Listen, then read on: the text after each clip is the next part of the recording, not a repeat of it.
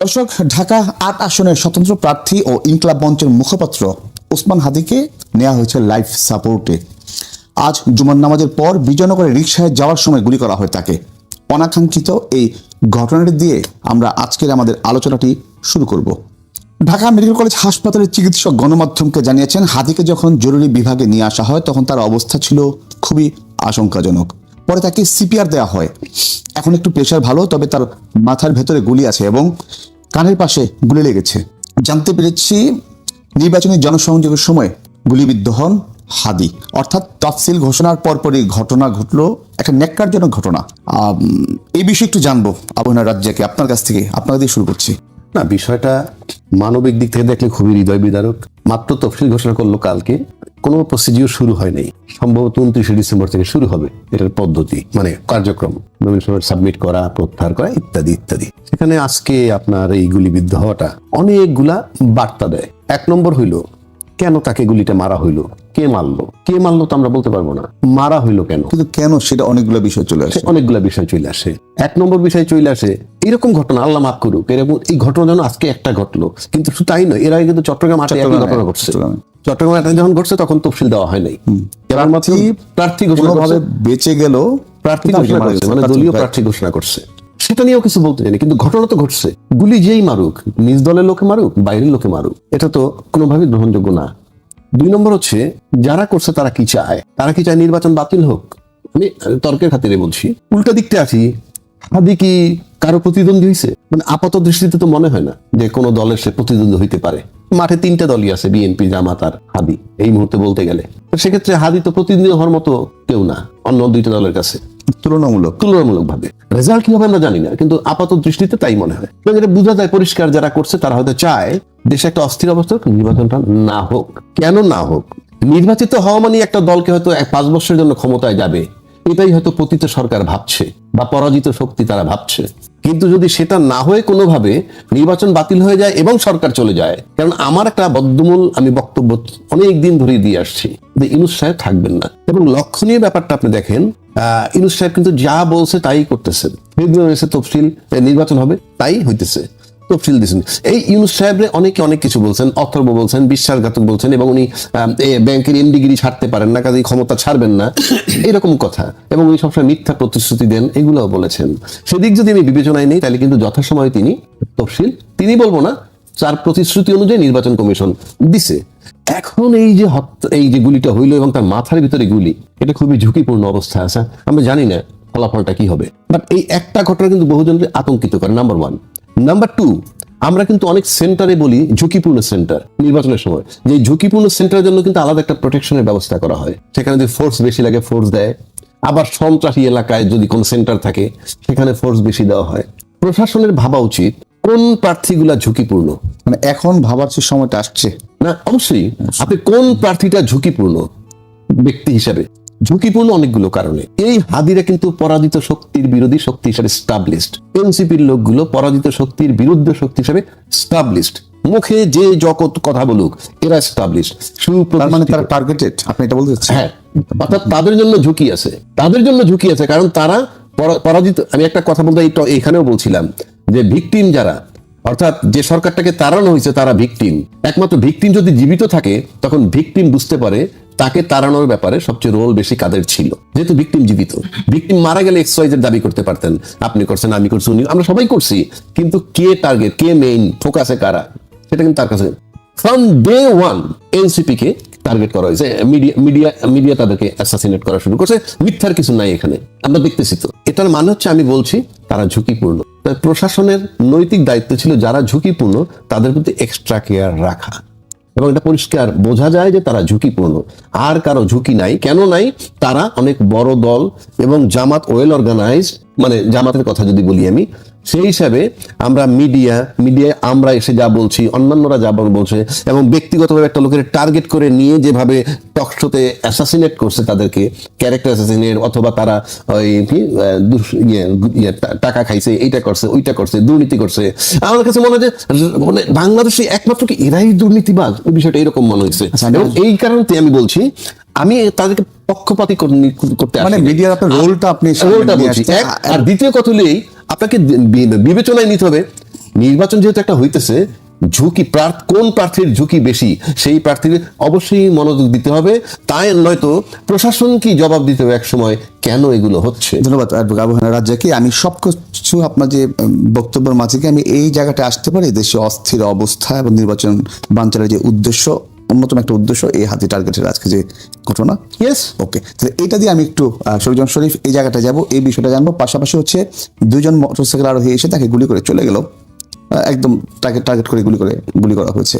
এবং হাদি কিছুদিন আগে তার একটি স্ট্যাটাস দিয়েছিলেন এবং সেখানে তাকে প্রায় 30টির অধিক দেশি বিদেশি নাম্বার থেকে ফোন কল এবং SMS এর মাধ্যমে থ্রেট করা হয়েছিল এবং সেটা উনি তার ফেসবুকে স্ট্যাটাস দিয়েছিলেন।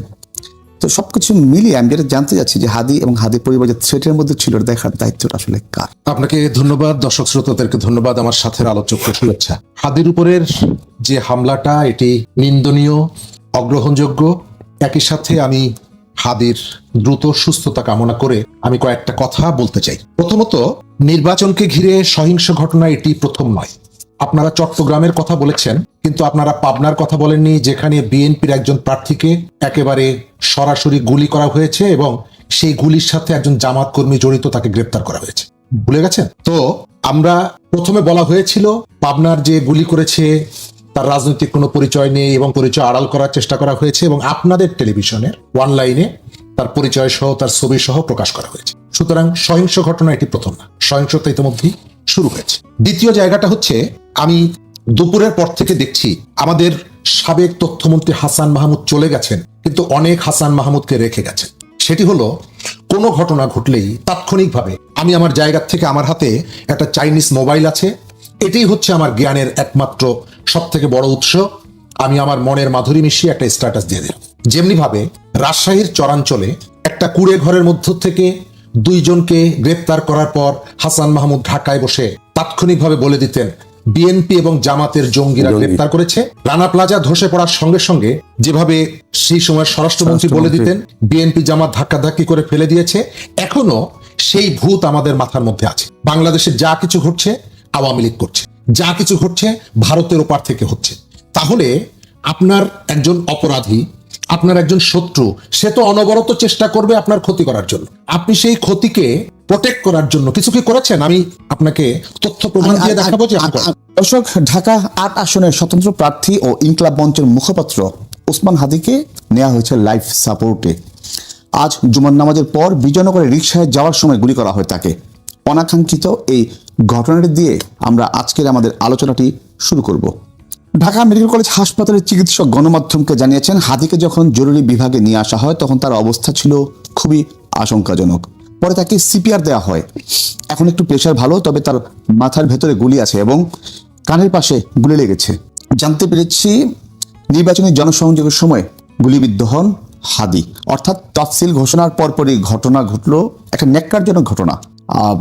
এই বিষয়ে একটু জানবো আবু হানা রাজ্জাককে, আপনার কাছ থেকে, আপনাকে দিয়ে শুরু করছি।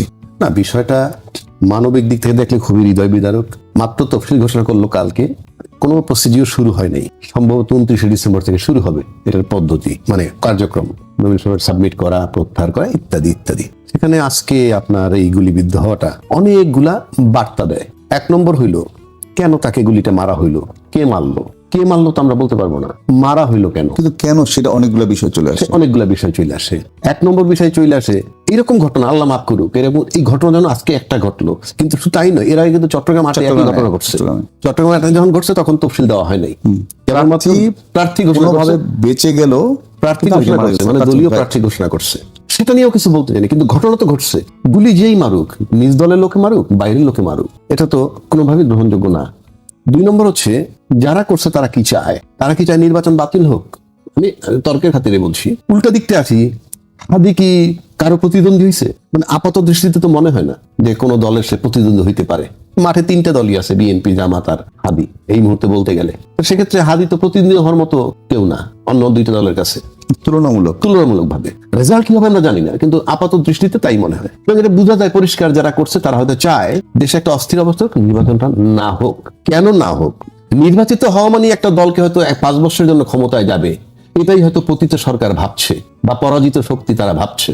কিন্তু যদি সেটা না হয়ে কোনোভাবে নির্বাচন বাতিল হয়ে যায় এবং সরকার চলে যায়, কারণ আমার একটা বদ্ধমূল আমি বক্তব্য অনেক দিন ধরে দিয়ে আসছি যে ইউনূস সাহেব থাকবেন না, এবং লক্ষণীয় ব্যাপারটা আপনি দেখেন ইউনূস সাহেব কিন্তু যা বলছে তাই করতেছেন। ফেব্রুয়ারি তফসিল নির্বাচন হবে, তাই হইতেছে, তফসিল দিচ্ছেন। এই ইউনূস সাহেবরে অনেকে অনেক কিছু বলছেন, অথর্ব বলছেন, বিশ্বাসঘাতক বলছেন, এবং উনি ব্যাংকের এমডিগিরি ছাড়তে পারেন না, কাজে ক্ষমতা ছাড়বেন না, এরকম কথা, এবং উনি সবসময় মিথ্যা প্রতিশ্রুতি দেন, এগুলোও বলেছেন। সেদিক যদি আমি বিবেচনায় নেই তাহলে কিন্তু যথাসময়ে তিনি তফসিল, তিনি বলবো না, তার প্রতিশ্রুতি অনুযায়ী নির্বাচন কমিশন দিছে। এখন এই যে গুলিটা হইলো এবং তার মাথার ভিতরে গুলি, এটা খুবই ঝুঁকিপূর্ণ অবস্থা আছে। আমরা জানি না ফলাফলটা কি হবে, বাট এই একটা ঘটনা কিন্তু বহুজনকে আতঙ্কিত করে, নাম্বার 1। নাম্বার 2, আমরা কিন্তু অনেক সেন্টারে বলি ঝুঁকিপূর্ণ সেন্টার নির্বাচনের সময়, যে ঝুঁকিপূর্ণ সেন্টারের জন্য কিন্তু আলাদা একটা প্রোটেকশনের ব্যবস্থা করা হয়। সেখানে যদি ফোর্স বেশি লাগে ফোর্স দেয়, আবার সন্ত্রাসী এলাকায় যদি কোনো সেন্টার থাকে সেখানে ফোর্স বেশি দেওয়া হয়। প্রশাসনের ভাবা উচিত কোন প্রার্থীগুলা ঝুঁকিপূর্ণ। মানে এখন ভাবার যে সময়টা আসছে, না অবশ্যই আপনি কোন প্রার্থীটা ঝুঁকিপূর্ণ ব্যক্তি হিসাবে, ঝুঁকিপূর্ণ অনেকগুলো কারণে। এই হাদিরা কিন্তু পরাজিত শক্তির বিরোধী শক্তি হিসাবে স্টাবলিশড, এনসিপির লোকগুলো পরাজিত শক্তির বিরুদ্ধে শক্তি হিসাবে স্টাবলিশড, মুখে যে জগৎ কথা বলুক এরা স্টাবলিশড, তার মানে তারা টার্গেটেড, আপনি এটা বলতে চাচ্ছেন? হ্যাঁ, অর্থাৎ তাদের জন্য ঝুঁকি আছে, তাদের জন্য ঝুঁকি আছে, কারণ তারা পরাজিত। আমি একটা কথা বলতে এখানেও বলছিলাম যে ভিকটিম যারা, অর্থাৎ যে সরকারটাকে তাড়ানো হয়েছে তারা ভিকটিম। একমাত্র ভিকটিম যদি জীবিত থাকে তখন ভিকটিম বুঝতে পারে তাকে তাড়ানোর ব্যাপারে সবচেয়ে রোল বেশি কাদের ছিল, যেহেতু ভিকটিম জীবিত। ভিকটিম মারা গেলে এক্সওয়াইজের দাবি করতে পারতেন, আপনি করছেন, আমি করছি, উনি, আমরা সবাই করছি, কিন্তু কে টার্গেট, কে মেইন ফোকাসে কারা, সেটা কিন্তু তার কাছে from day 1 NCP K target করা হয়েছে। মিডিয়া তাদেরকে অ্যাসাসিনেট করা শুরু করছে, মিথ্যার কিছু নাই এখানে, আমরা দেখতেছি তো। এটার মানে হচ্ছে আমি বলছি তারা ঝুঁকিপূর্ণ। তাই প্রশাসনের নৈতিক দায়িত্ব ছিল যারা ঝুঁকিপূর্ণ তাদের প্রতি এক্সট্রা কেয়ার রাখা, এবং এটা পরিষ্কার বোঝা যায় যে তারা ঝুঁকিপূর্ণ। আর কারো ঝুঁকি নাই, কেন নাই?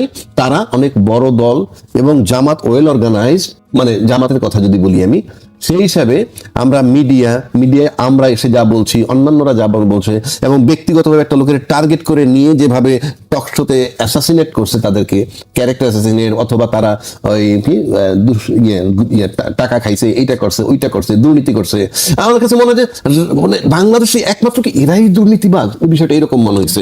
এবং এই কারণে আমি বলছি, আমি তাদেরকে পক্ষপাতী করতে মানে মিডিয়ার আপনার রোলটা বলছি।